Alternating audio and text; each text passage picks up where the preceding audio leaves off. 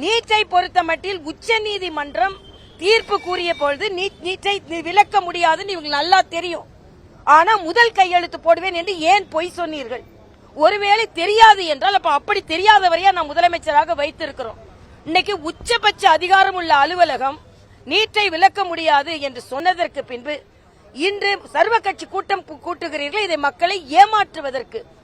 ஆக முற்றிலுமாக இன்னைக்கு பாத்தீங்கன்னா பாண்டிச்சேரியில எல்லாம் ட்ரைனிங் கிளாஸ் ஆரம்பிச்சாச்சு. நீங்க மாணவர்களை அவர்கள் தன்னம்பிக்கை உருக்குலைப்பதை விட அவர்களுக்கான பயிற்சியை மேற்கொண்டு அவர்களுக்கு உறுதுணையாக இருந்து இன்னைக்கு தமிழகத்தில் இருந்து அதிகமான குழந்தைகள் எழுத ஆரம்பித்திருக்கிறார்கள். மாணவர்கள் யாரும் அதை எதிர்க்கவில்லை. திராவிட முன்னேற்ற கழகம் மறுபடியும் குழந்தைகளுக்கு துரோகம் இழைக்கிறார்கள் என்பதை நான் பதிவு செய்கிறேன். இல்ல, அந்தந்த கட்சிக்கு என்று ஒரு கருத்து இருக்கும். கூட்டணியில் இருக்கிறதுனால அப்படிதான் இருக்கணும் நான் சொல்லல. ஆனா மிக தெளிவான நான் எனது கருத்தை பதிவு செய்கிறேன். உச்சநீதிமன்றத்தில் இந்த வழக்கு தீர்ப்பு கூறிய பின்பு இதை நீக்க முடியாது, மத்திய அரசு நினைச்சாலும் நீக்க முடியாது, மாநில அரசு நினைச்சாலும் நீக்க முடியாது என்று தெரிந்த பின்பும் முதல் கையெழுத்து என்று சொன்னீர்கள். ஏன் முதல் கையெழுத்து என்று சொன்னீர்கள்? ஏன் அதை போட முடியவில்லை?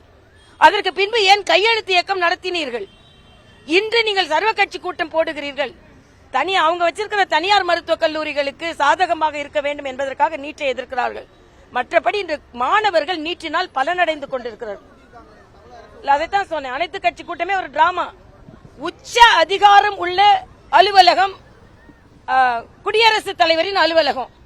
அந்த அலுவலகத்திலிருந்து ஒரு குறிப்பு வருதுன்னா சாதாரணமா வராது. அவங்க தொழில்நுட்ப வல்லுநர்கள், சட்ட வல்லுநர்கள் எல்லாரையும் கலந்து ஆலோசித்து கூட்டம் போட்டுதான் ஒரு முடிவை எடுத்து அறிவிப்பார்கள். அந்த அறிவித்த பின்பு கூட்டம் போட்டு என்ன செய்ய போறீங்க? அதற்கு பதிலாக குழந்தைகளுக்காக இன்னும் அவங்களுக்கு ஊக்கப்படுத்தி அவர்களுக்கு அதிகமாக அவர்களுக்கு பயிற்சி வகுப்புகள் நடத்தி இன்னும் அதிகமாக ஏழை மாணவர்கள் பாதிக்கப்படுகிறார்கள் சொல்றீங்களே தவிர எல்லா மாநிலங்களும் அதை ஒத்துக்கொள்ளாகிவிட்டது. தமிழகத்தில் பல ஏழை மாநிலங்கள் பலனடைந்து வருகிறார்கள்.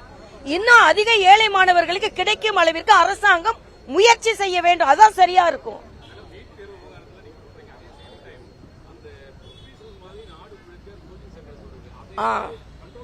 அதைத்தான் நான் சொன்னீங்க. தமிழகத்தில் அறிவிங்க, கோச்சிங் சென்டர் தடை விதிக்கணும் அறிவிங்க. யார் அதை சொல்றது? நான் தமிழ்நாட்டை பத்தி பேசுறேன்ப்பா. தமிழ்நாட்டில் நீங்க மத்திய அரசுக்கு அது காரணம் இல்ல. மத்திய அரசு இலவசமாக கொஸ்டின் ஆன்சர் கொடுக்கறாங்க, பயிற்சி கொடுக்கறாங்க. இணையதளம் மூலமாகவே படித்து குழந்தைகள் பாஸ் ஆகுறாங்க. புதுச்சேரியில நான் பார்த்திருக்கேன். புதுச்சேரியில இன்னைக்கு அரசாங்க பள்ளிகள்ல முழுமையாக பயிற்சி வகுப்பு நடத்துறாங்க.